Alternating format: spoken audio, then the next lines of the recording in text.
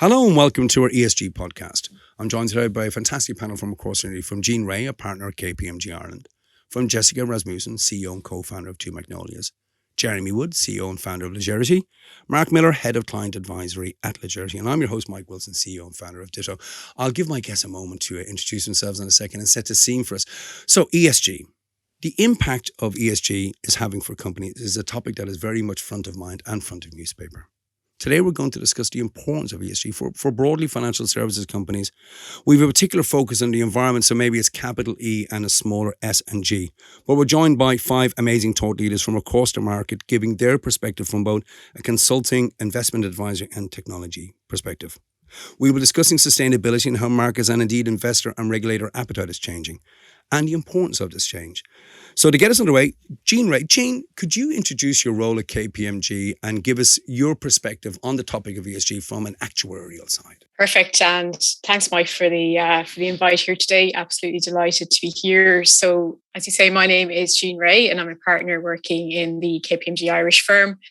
I work mainly across actuarial and applied intelligence practices, so mainly with insurers, as you say, Mike. So from an actuarial perspective, a huge amount of focus now in terms of, I guess, trying to understand ESG as a risk, very much an emerging risk, so very challenging in terms of trying to identify, assess, quantify and manage the risk.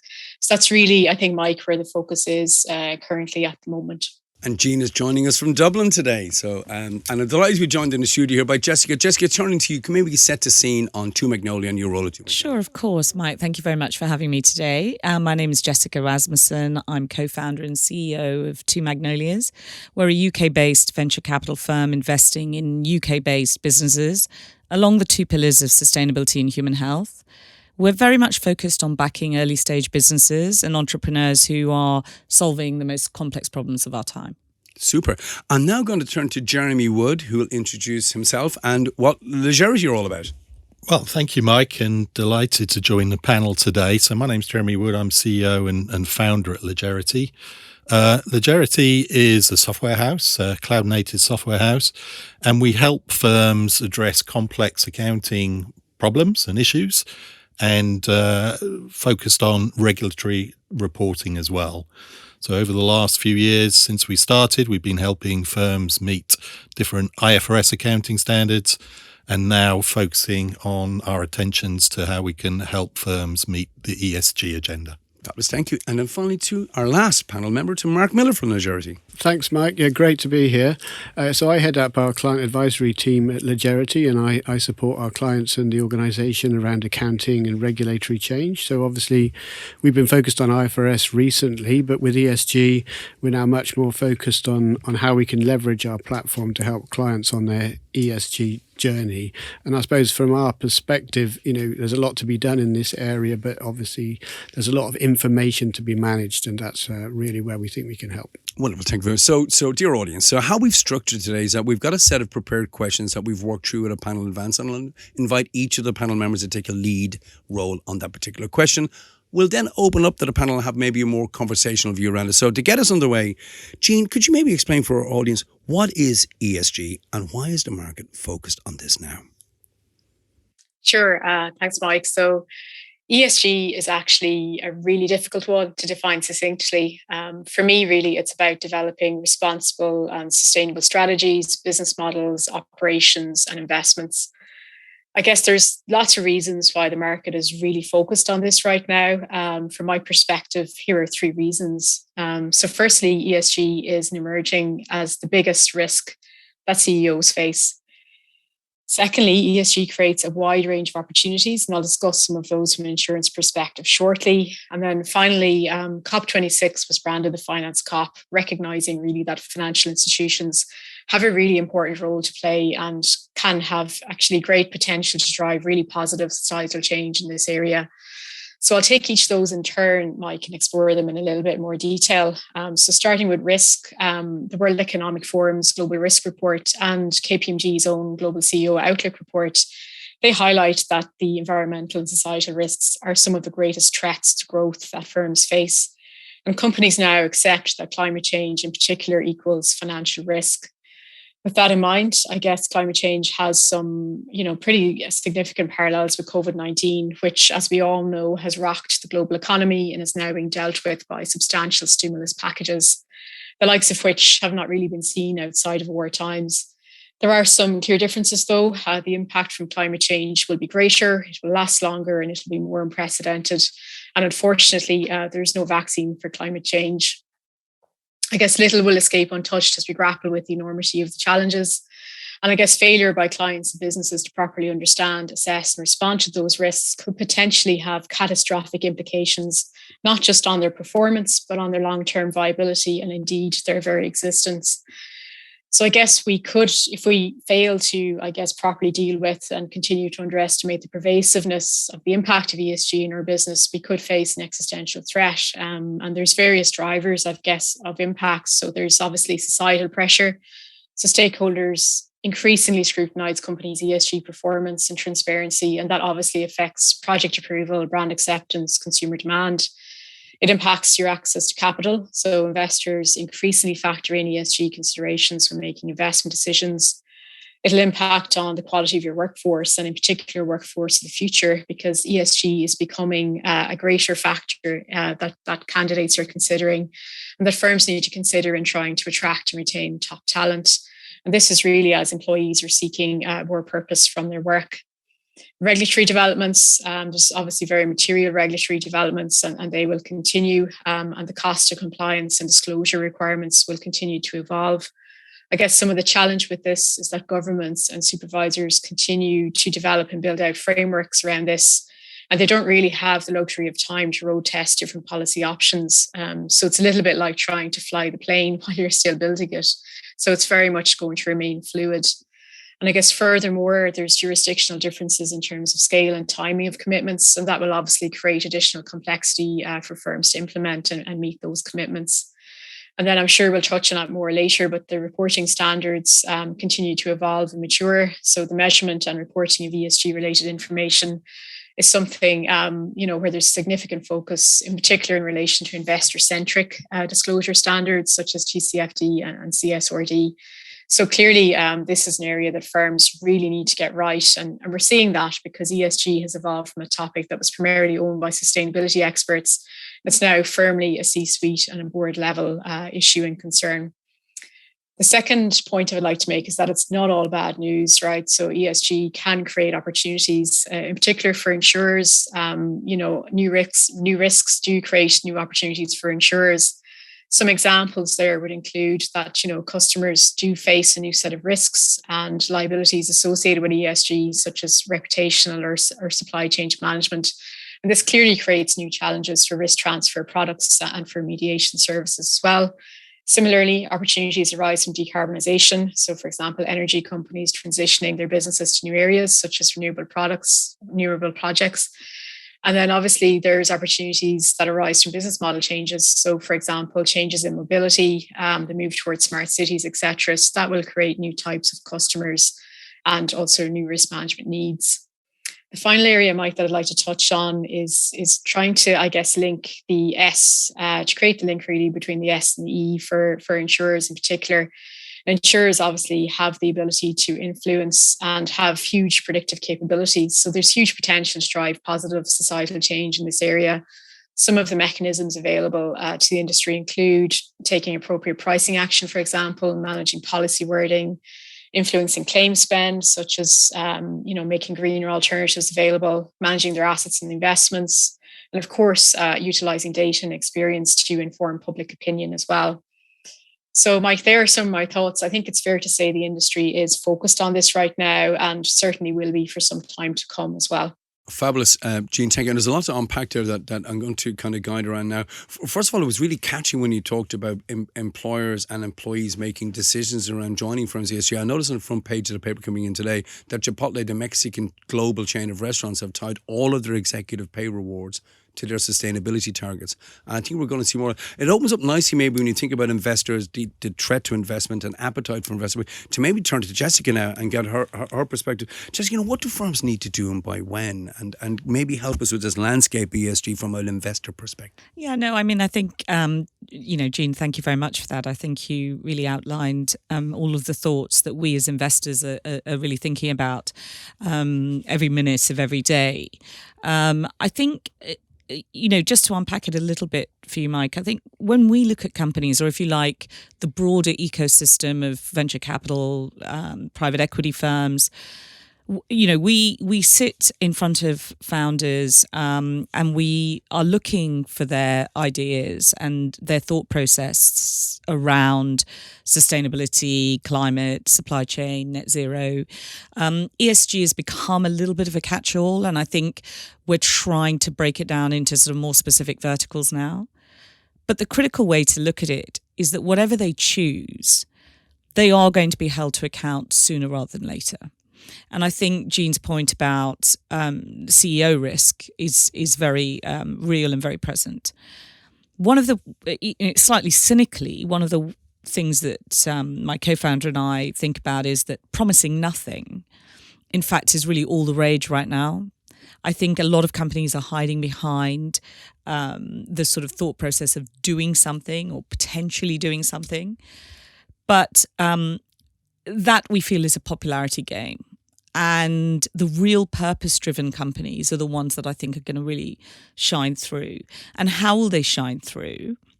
I mean, given that there's this code red for humanity right now, I think the people that shine through will be reflected, the way in which their companies operate will be reflected in the investment dollars that they receive. And I think it sounds like a very blunt way of looking at it, but that's exactly what financiers are going to be focused on. I mean, the UK government has set in stone this sort of net zero by 2050. This applies to everyone. But interestingly, particularly in the SME world, or the small, medium enterprise or mid-sized companies, they are really struggling with this. I mean, they have said, many of them said, that through the pandemic, 47% of small firms have given sustainability a very high priority. But 77% of them have said that they don't know how to do it. 73%, so they need training and education. So why is this important? I mean, the fact is that I think firms believe that they have to do something. They just don't know how they are going to do it. So training, support, measurement frameworks, everything that we're going to talk about today, I think are critical. And from a venture capital perspective, I think it's very important to look at the numbers. If you look at the dollars that have been allocated into the UK in 2021, it's 56% higher than it was in 2020. The total amount of venture capital dollars or sterling in the UK now is 26 billion. So there is a real impact that private equity and venture capitalists are having on the way, the ecosystem of companies. So what do we see as important? We see the conversations around the new generation of investors. They are really telling us that they are mission-driven and purpose-driven. Returns are no longer the number one driver. The relentless pursuit of profit is something that's being relegated to the history books. And if we think about it, millennials are going to inherit somewhere in the region of $60 trillion by 2035. And they have a very clear and different set of expectations from their parents. I mean, if you look at one of the recent surveys by Fortune, they say that 95% of millennials will use their financial wealth for socially responsible investing. So 57% of them say that they will actually sell publicly listed stocks of companies if they believe they are not fulfilling their social impact goals. So from our perspective, the real driver is going to be this new generation of investors. And we know as that conduit, as the firm that is the protector and the provider of opportunity, that when we look at founders, we need to really believe that they are fulfilling those goals. Thanks very much, Jessica. There's so much to work through here. I want to key off, Jean's new risk, new opportunities, your insight into terms of the huge amount of latent potential and energy is happening there. And I want to turn now to bring Jeremy and Mark into the discussion, keying off what Jean said about where to start. Where can companies go from both a technology and business perspective? And I guess kind of these ideas of new risk and new opportunities is the same for folks' technology and the underpinning infrastructure that they've got. So I believe, we're going to start the role of technology in this, Jeremy, and give a perspective on that. And then we'll turn to Mark from a business perspective. Sure. Well, there's a lot there, isn't there? It's unpacking that.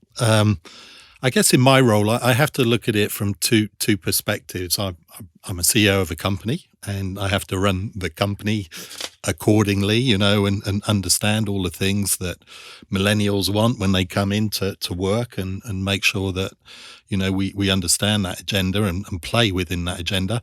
And then as a provider of technology solutions that hopefully make a difference and enable, new regulation, new complexity to be delivered in an efficient and sustainable way. It's quite an interesting time. And when we look at it from a sort of, how can we help the market? As has been, highlighted, there is a lot there to get your mind around. And if you look at the importance of ESG and the discussions around, it's now a C-level agenda item.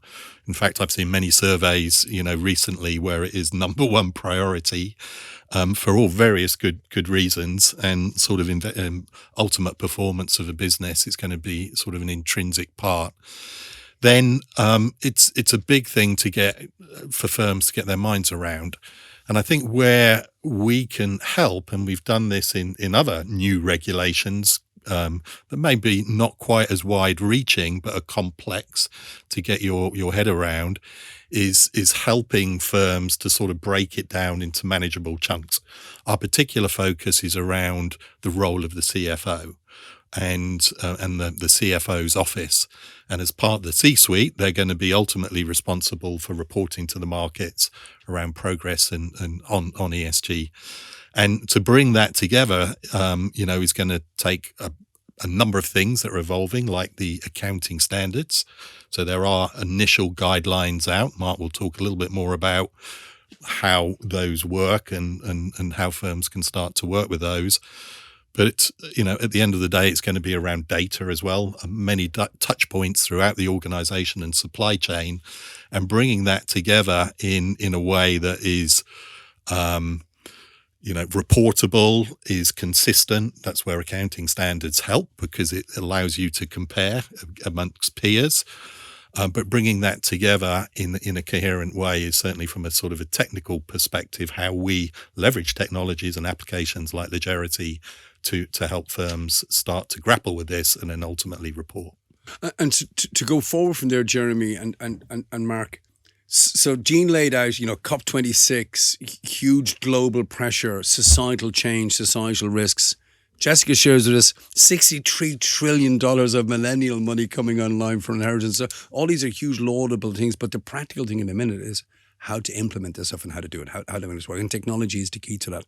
Mark, could you lay out also, just from a regulatory perspective, what's happening there and why businesses, where to start and what they need to do, and your sense, you help us make sense of this landscape. Right. I mean, I think what's really interesting is how the IASB has now consolidated some of the work that the World Economic Council Forum was doing around setting standards, and there's going to be a new sustainability standards board that they've set up. That's going to consolidate a lot of the work of the Task Force for Climate-Related Disclosures. So it's kind of been brought together into more of a framework, and it's been brought together, within the sort of finance governance. So supporting what Jeremy says, we really see the finance having a key role in this. And when we think about the importance of the information and it's going out to investors, the reliance that people are going to put on it for decision making, it's absolutely important that there's credibility of this information. And that's where I think finance play a key role: the discipline, the governance, the definitions, and the consistency of the information. And our experience is, you can look at mature standards like IFRS, and you can trace, from those back to what you need to do, process and data. Maybe the landscape in ESG isn't quite as mature, but it's certainly getting in that direction. So there's no reason why you shouldn't be able to start now. And, thinking about financial institutions, there's something called the PCAF, where they're looking at how banks together can view the Scope 3 emissions from products that they're lending to, customers that they're lending to. So there are methodologies out there that we can follow. And certainly from a technology perspective, in terms of our organization, we have a methodology that we follow by looking at these approaches, and we can cascade those through our application. So we can pre-design flows and data definitions. And, whether you're getting started, you might be a big company getting started, it might have landed in finance, or maybe you're a smaller one of the SMEs that hasn't even thought about this yet. Technology is not necessarily the thing that you're going to think about first, but it provides a great anchor around which to start your activities and put some substance and consistency in. I think staying with Legerity and staying with this topic of technology and business, just for our audience, this isn't a Y2K one-off project, right? You talk about the CFO's office, you talk about the sustainability of it. This is BAU. So just maybe, Jeremy, turning out to you and touching on that. Yeah, I think as we've seen with other accounting change and regulatory programs over the last few years, this is something that becomes embedded in an organization. So it's not a one-off exercise. It's not a point reporting. It works itself right the way through the firm, and it becomes as important as your revenue streams. How do you make it very much a part as business as usual? And in terms of how we're sort of leveraging our technology and the approach that Mark has been talking about, sustainability and ESG, as Jessica said, it's not just, the remit of the largest firms in the world. It's got to go right the way through. So, and SMEs, they don't have, small and medium-sized enterprises don't have the budgets of the largest firms. And we can use technology in our approach to really sort of democratize solutions at pricing points and availability that can suit, that can meet everyone's requirements. And that's one of the beauties of we're a cloud native vendor. We've been cloud native from day one. So all of our working practices are around the cloud. But, if you look over the last 2 years, it really has been the dawn of the cloud in terms of, the use of it to support remote working practices. I think it's already addressing a lot of the S elements in terms of, if you think about the world being educated over the last couple of years, the cloud has certainly helped that, as it's helped remote working. And then using the experience and the availability of technology, open source, these highly available technologies in a way that starts to support firms to bring all of this data together in a reportable way, but in a sustainable way as well. And when we get into the details around the use of the cloud as opposed to old on-premise type approaches, there was a very interesting survey that came out from one of the cloud providers that actually, from a carbon emission perspective, cloud is 88% more efficient than using on-premise. And all those type of things really help. So whether it's from an E or an S, and even from a governance perspective, technology can play a role. Super. So we've just had a great run around all of our panel there, from Jean to Jessica and Mark and Jeremy. And I want to return back to Jean and to Jessica, just to follow on the points that we just made there. So set the scene. We've heard from Jean, this COP26 large regulatory challenges coming in, this idea of societal change. From Jessica, looking at the investment appetite, the different verticals and maybe the new opportunities coming there, and how practically will be implemented maybe with some of the firms that Jeremy and Mark touched on. Returning to you, Jean, looking beyond the regulatory framework, we hear a lot about greenwashing. We hear a lot about stuff like that. And I'm going to turn a similar question to Jessica when she's doing her investment governance on some of the proposals in front of her. But could you maybe just elaborate just for our audience on going beyond regulation? The customer perception is what isn't is incredible, and the kind of things you're seeing from your customers in the market, Jean. Yes, I think, Mike, it's really about doing the right thing, isn't it? And what good enough is really at this point. And I think that's actually quite a difficult question to answer. As I mentioned, ESG is very much an emerging risk, and by their nature, they're difficult to assess and to manage. And in particular, climate risk is considered to be quite a long-term risk, albeit there are short-term implications depending on, the speed of transition. So I think it's actually very difficult or impossible actually to get everything right, particularly if you're going to look back 5, 10, 15 years in the rearview mirror. So I think, though, what's important for firms to do, though, is to identify and prioritize ESG factors that have the biggest impact on their business. So that won't be the same for every company. It'll vary from one to the next. And how we help firms do that is we would often help them with a materiality assessment. And that's really a key method that they use to, identify material ESG factors for them. In terms of getting it right, then, I think what it really boils down to is developing an ESG strategy. And again, this is something that we would help clients with. And as part of developing an ESG strategy, I think you need to consider your ambition level. So where do you really want to be compared to good practice and peers? Where do you want to be in the bus, right? So top, middle, back. And that really helps shape the parameters of your ESG strategy. And then I think before developing the options in the roadmap to implement the strategy, a maturity assessment can inform understanding of where you are currently on your ESG journey, what progress has been made to date, and what the gaps are and how that compares to your ambition level. And then in terms of roadmap, and this probably touches on some of the earlier points, as well as setting out the actions, I think it does need to be supported by measurable KPIs. And you need the technology, obviously, to capture and measure those KPIs. And that will communicate with your key stakeholders where you would like to get to. So I think they're probably some of the key factors in terms of being good enough. It's really about setting that ESG strategy and parameters in the context of really where you want to be in the bus relative to your peers and relative to good practice. Thanks. I'm gonna double click and dwell on that, and then I'm going over to my panel before I turn to Jessica to talk about the agreement. And the reason I want to is this idea of the leveling the playing field. There are firms that are distinct disadvantaged there. Now, we won't talk specifically about the recent Iceland spat with Which magazine, but it did bring into focus that firms don't have a level playing field as this is being now maturing in its regulatory framework and stuff. And also, welcome to anyone on the panel, maybe Jeremy, if you want to share, or Mark, share some thoughts on that, on this leveling of the playing field and what that means for firms out there as they steer the way through this. Yeah, I mean, well, I've been sort of talking about it a bit as a sort of reporting exercise, but of course it's much more than that, and as it's been alluded to, this is having real effects. So employers and employees' relationship has changed depending on their ESG performance. Investors looking to do different things. So, if thinking about it from a reporting perspective, you would initially say, I've got to comply. But in reality, for the business, this is all about making a change in the organization in a landscape that's rapidly moving. So if you don't look at this now and do real tangible things, you're going to get left behind. So the playing field, whether it's leveled or not, I wouldn't want to say that, but the winners and losers are going to change, and they're going to change with the ESG as a driver, I think.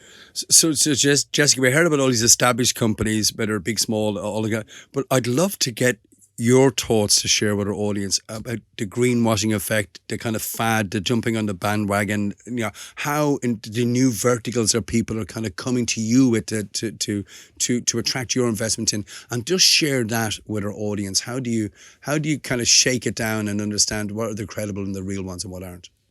I mean, it is very difficult because people are very good at greenwashing, and we're very good at, the sort of accepting of it, because we all want, we're all human. We all want things to be done yesterday. We all know that this is a big issue.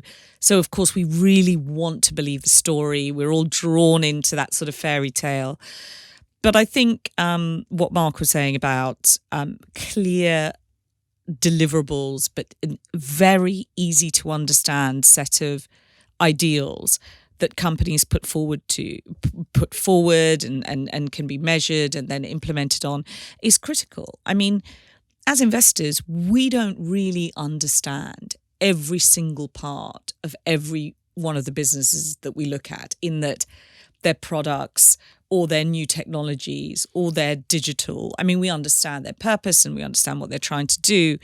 But what we absolutely need is a clear, to your perspective on leveling the playing field, we need a level set of data that everybody can understand and that everybody can refer to and say, oh, well, that is where you sit in the 500-point score or the 300-point score or whatever it is. Something that a venture capital firm can look at, something that a BlackRock can look at, so that we all understand exactly where they're scored. And we don't know what that answer is yet. But SMEs are crying out for that. The BPs of this world are crying out for that. And with all due respect, every management consultant, every major accounting firm, are trying to provide their own frameworks around this, but it's very difficult for us to digest. So it's a sort of long-winded way of saying, there's greenwashing, which is sort of, people not really necessarily telling the whole truth. But then there are people who are just trying to do the right thing. And we would really like some transparency around this so we can make much clearer and more effective decisions. You hit a key trigger word for me there, Jessica, which was data. So I'd like to return to Jeremy and get your sense on the data. And particularly when you think about a single version of the truth, when you think about, as Jessica and Jean all touch on this point of the data leveling this field and giving this transparency, could you share your thoughts and experience with our audience, please? And it really is. It's the level playing field, and we've seen it in other recent accounting changes that impact multiple stakeholders in the business. And depending where you sit in the business, whether you're customer focused or you sit middle office or back office or regulatory reporting, you look at you look at things in different ways. And actually what we found was bringing everyone's view of the world from a data perspective to a level playing field and a sort of common language is a real task. It's difficult. And what we've seen, and I think in ESG and the Accounting Standards Board, because ultimately this is going to sit within the C-suite, and so that's not a bad place, ultimately to look at the common or the standards, and we call it a framework. And it's more than just the accounting. It's bringing all the data elements together in a standardized way, that when you talk to the different stakeholders, you're talking about the same thing. And, technology projects are fraught with difficulty from trying to bring data together and, data challenges and inconsistent data and data silos and all of that sort of stuff. And what we don't want is ESG just turns into another IT project that struggles because of inconsistent data. So I think sort of our right to left thinking, when we look at a complex thing, we sort of look at the final outputs. Now, those outputs in terms of the accounting standards are still evolving.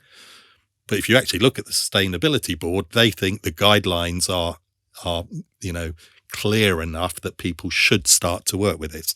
So it's like firms like Legerity can help the industry and help firms interpret those. And then using this right to left approach, we can work back from ultimately what the reporting will be, what is the accounting, and then ultimately what is the data. And if you can get that common framework, then you stand a chance on delivering a consistent approach through the business. I've got two questions I'm going to ask each of you directly. And the first one, I want to set the scene of just how contradictory this all sounds. So I was having dinner last night with our middle lad, Tig, and I was saying we're coming to London and recording this podcast today, and he talked about carbon neutral and carbon offset. He said, how can you plant a tree in South America to absolve the sins of the air pollution in Birmingham? He said it has to be at a local level. And as a young 18-year-old, he's very engaged in this topic. So I want to open up to the contradictions we've got. We've got NFTs, we've got Bitcoin, we've got an energy crisis happening. We've got a political crisis that are going to impact gas, which will offset what we want to do in terms of sustainable fuels. There's a lot of kind of contradictory things happening in the world with technology and the environment and fuels. So the question I would like to ask, I'm going to start with you, Jean, then I'll go to Jessica and each of my guests. If there was one thing that you'd like to see happen, if there was one affirmative positive thing to happen, Jean, from your perspective and the clients that you work with, for people to take away from this call today, for people to feel in control, what would that one positive thing you suggest, Jean? Yeah, thanks, Mike. It's probably hard to summarize it in one go, but for me, it's probably ESG. It shouldn't just be something you do. It should probably be everything you do. And back to what I was saying around an ESG strategy, it should really be embedded in the everyday decision making across the business and the operating model. That's actually probably quite aligned to your son's comments there in terms of, it should be in your everyday decision making, really, be my takeaway. Jessica, the same question to you. If there's one thing to cut through the cynicism that might be there, saying, Jeannie, man, we're all mining Bitcoin everywhere and kind of the same amount of electricity that it takes to run Finland. What would your take on this be? Well, I think the good news is that things are changing. And what we say within Two Magnolias is there is a re-democratization of finance. So the old rules are no longer in place. The rule book has been thrown out of the window. So actually, companies that choose the very obvious path that's been laid out by all of the panelists today, however you choose it, you may not choose Legerity, you may choose another framework, but whatever you choose, finance is there to serve. The term financial services has now, I think, been reborn in its true original form. So we have to serve our investors, the millennials, the new age of investors who are demanding things from us, venture capital or private equity.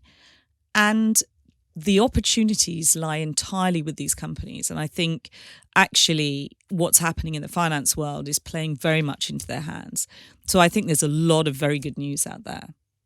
Fantastic. And Jeremy, the same question to you, turning to you. So, when you hear maybe firms grappling with this and what would you to dispel this fog of ESG, Jeremy? Well, over my career, I've seen sort of many voyages of discovery on new things. And I guess coming from the sort of the finance disciplines, we tend to try and bring objectivity into what we do. So I think, I think firms need to be doing things. And I think in terms of a starting place, focusing on tangible things. So it's turning it from theory into practice. And this sort of addresses your son's view. It's not all, it doesn't all have to be hot air and contradictions. If we can turn this set of complexities around ESG and data and turn it into something that's visible from an accounting framework and some, early stage, KPIs and outputs, then we start to bring it to a level playing field. And I think firms like Legerity and using experience gained from other complex accounting standards and reporting standards, I think we can make some real big gains quite quickly. Fantastic. And I'm going to turn to you, Mark, just to get a quick sum up. So we've had the ESG strategy from Jean. We've had the idea that financial services are going to serve their true purpose in terms of fueling a better society for all of us.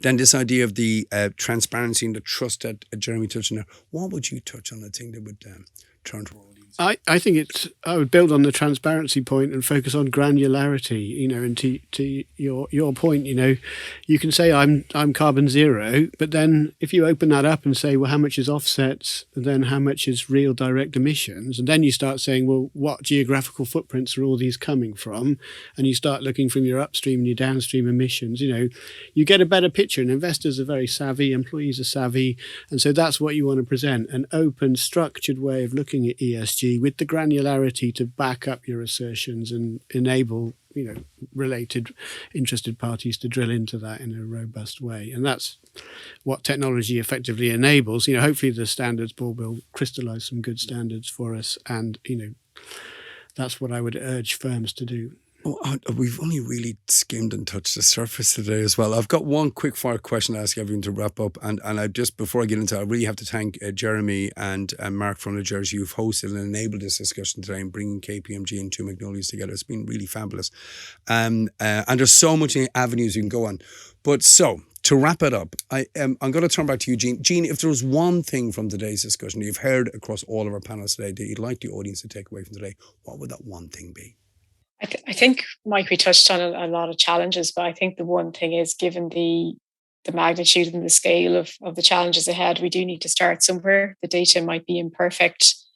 It may not be a single source of the truth. The models don't exist. It's a patchwork of models. But I think, given what we're facing, we do have to start somewhere. And some of the points I touched on around ESG strategy as well, it's around just trying to make a start in terms of materiality assessment, maturity assessment, all of that, and feeding into an ESG strategy, which will obviously just evolve over time, given the long-term nature of the challenge.